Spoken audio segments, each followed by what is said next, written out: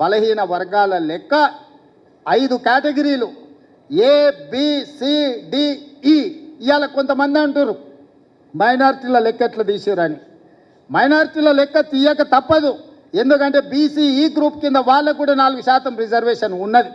ఇది చట్టపరంగా సుప్రీంకోర్టు ఇచ్చిన రిజర్వేషను. ఆనాటి యూపీఏ ప్రభుత్వం మన్మోహన్ సింగ్, సోనియా గాంధీ గారు, రాజశేఖర రెడ్డి గారు ఇచ్చిన రిజర్వేషన్. మరి ఈ 5 కేటగిరీలకు A category, B category, C category, D category, E category, ఈ అన్ని కేటగిరీలను విడివిడిగా ఎంతమంది ఉన్నారని లెక్క తేలిస్తే బలహీన వర్గాల లెక్క 56.33% లెక్క తేలింది. మా దళిత సోదరులది 10.45% తేలింది. మా గిరిజన సోదరులది 10.08% తేలింది దాదాపుగా.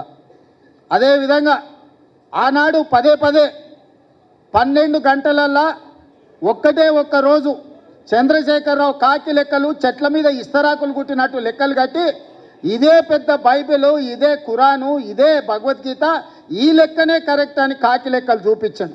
నేను ఆ కాకి లెక్కలకు ఒకటే చెప్పదలుచుకున్నా. మా దామాన్ని ఇక్కడనే ఉన్నాడు. SC ఉపకులాలు 59 మంది. ఇన్నేళ్ల నుంచి ఆ లెక్క కరెక్ట్గా ఉంది. కానీ కాకి లెక్కల కేసీఆర్ చేసిన సమగ్ర కుటుంబ సర్వేలో SC ఉపకులాలు 82 కులాలని తేల్చాడు. ప్రభుత్వం దగ్గర అధికారికంగా డేటా ఉంది, డాక్యుమెంట్ ఉంది. మా దామాన్ని ఆ కాగితం తీసుకొని చూపించాలి. 59 కులాలు అని మిగిలిన SC ఉపకులాలు ఎక్కడి నుంచి వచ్చినాయో చంద్రశేఖరరావు చెప్పాలి. ఇక ఆయన సక్కనైన లెక్క కడితే గిట్ల తేలింది. చదువుకోకముందు ఎవడో కాకరకాయ అన్నాడంట, చదువుకున్నాక కీకరకాయ అన్నాడంట. లెక్క కట్టనప్పుడు లెక్కలేదైనప్పుడు మా దళిత సోదరుల 59 కులాలు ఉపకులాలు ఉంటే చంద్రశేఖరరావు లెక్కలు కడితే 82 అయినాయి. ఈ సొక్కమైన లెక్క తీసుకొచ్చి నా లెక్కనే ఇది కరెక్టు, నేను సత్యహరిచంద్రుని, ఆయన పోతా ఆయన వారసుడిగా నేను పుట్టినా, నా లెక్కకు ఈరోజు బట్టి విక్రమార్క, రేవంత్ రెడ్డి, ఉత్తమ్ కుమార్ రెడ్డి చేసిన లెక్కకు పొత్తన లేదు, ఇది తీసి పక్కన పడేయండి అంటుండు. నిజంగానే చంద్రశేఖరరావు దీన్ని అనాలి అంటే ఎప్పుడు ఆయనకు నైతిక హక్కు వస్తుందంటే ఆయన సమగ్ర కుటుంబ సర్వేతో పాటు ఈనాడు ప్రభుత్వం చేసిన కులగణంలో ఆయన కొడుకు, ఆయన అల్లుడు అందులో లెక్కలు రాపిస్తే ఆయన లెక్క గురించి మాట్లాడడానికి అధికారం ఉంది. అసలు తెలంగాణ సమాజంలో జీవించే హక్కే చంద్రశేఖరరావుకు లేదు. ఈ సమాజంలో ఉన్న ప్రజల అందరి లెక్క కట్టి అధికారికంగా ప్రభుత్వం చేసిన లెక్క ఇది ప్రైవేట్గా రేవంత్ రెడ్డి, బట్టి విక్రమార్కను, ఉత్తమ్ కుమార్ రెడ్డి గారు వ్యక్తులుగా చేసిన లెక్క కాదు. ఇది ప్రభుత్వం లెక్క, అధికారిక లెక్క.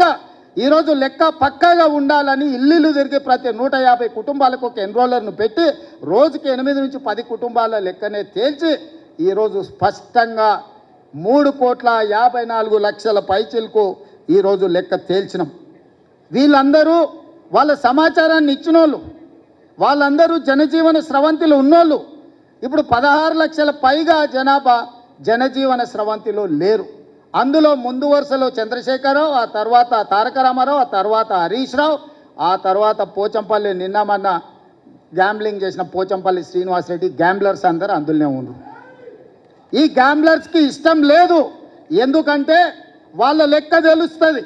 వాళ్ళ లెక్క తెలిస్తే పోయిన మంత్రివర్గంలో 4 ఆయనతోలే ఎట్లున్నారని మీరంతా మా బలైన వర్గాల సోదరులు అడుగుతారు, కడుగుతారు, వంగబెట్టి దంచుతారని లెక్క తెలియదని కుట్ర చేస్తుండ్రు.